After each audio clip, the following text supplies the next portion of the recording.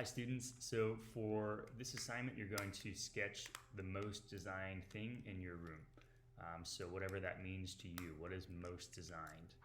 I chose to sketch this old film camera, and so once you've made your sketch on your piece of blank paper, you're going to photograph it using your camera on your computer.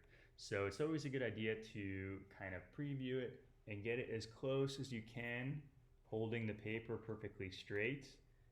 And you can use whatever camera tool you can. You want to try and get as close as you can to fill the screen and make sure it holds steady so it is a good, clear photograph. And I'll click.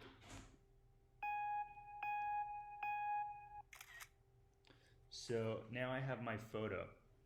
And so what you're going to end up doing next is you can take this image and you can drag it to your desktop, and we're going to make this picture look a little bit more clear, even more clear than it already is.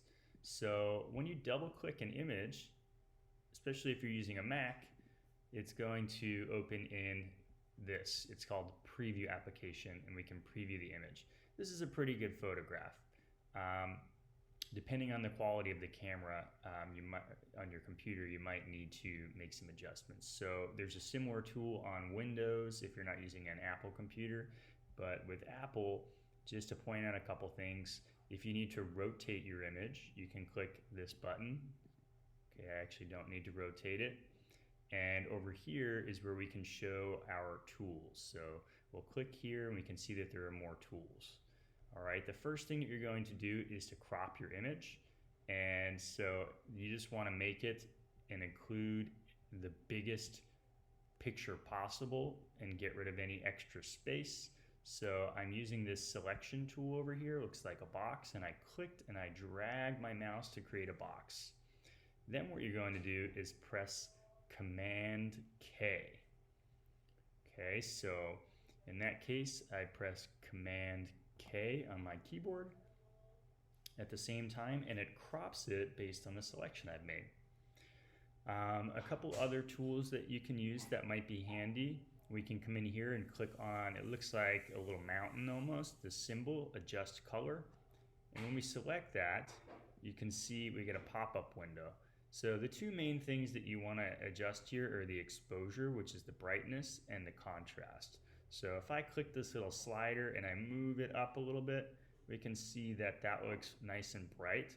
If you go too far, you lose the details. So try and get it to a point where it looks pretty good to you. You might not need to adjust it at all.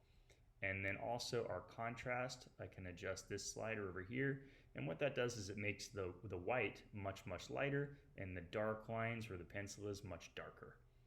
And finally, if you want to experiment with the sharpness, here sometimes this will make your lines a little bit more clear. So I'm adjusting it, and I think that that looks pretty good.